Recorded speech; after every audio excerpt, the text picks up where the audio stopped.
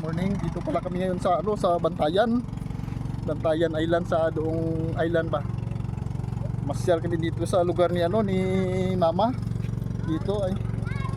Pagkatapos balik naman kami sa ano, baka sa sunod na araw. I-try mo dito kami sa Bukidnon. Ano to dito? Sa Pasig. Ha? Pasil sa ano, Bantayan, Cebu. Doong no? O Pasil sa Doong Island. Oh. Ganda rin dito guys, ang ano buhangin pagka ano. Ayan na sa Imale. Ha? Okay na to. Okay na 200. 200. Palit mi ba mo na kami bibili na ano na Ay, ano ana na pambot. vlog. Oh, ito pala bibili namin na pambot, oh, pang-vlog namin, oh. Ito.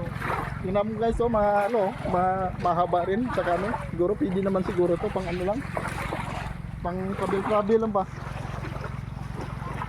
Oh, pang fishing pwede rin.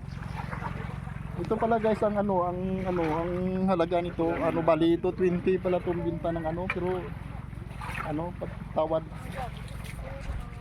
tawad siguro mga 200 siguro pwede na to siguro. Ibang pintahan no. Pero okay pa naman guys, parang okay na rin to kahit may panglaban na to sa alon. Pwede na to.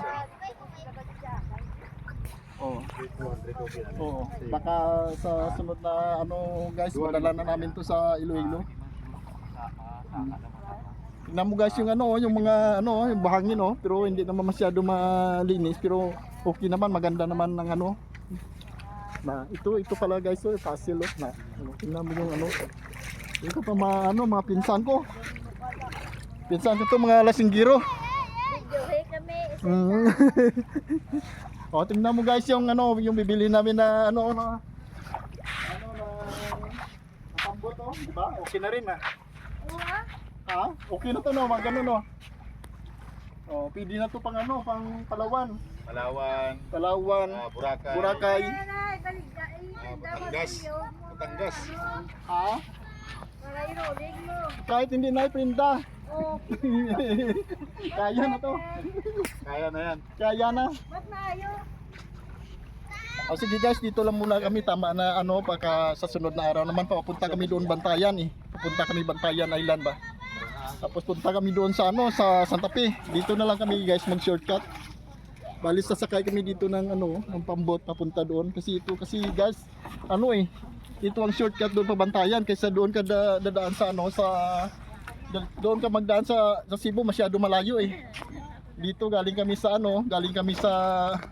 Iloilo papunta Bacolod, tapos diretso kami sa Bito, tapos malapit lang ba, hindi masyado malaki ang gastos, kunti lang magastos pero dito ka na guys sa sunod naman.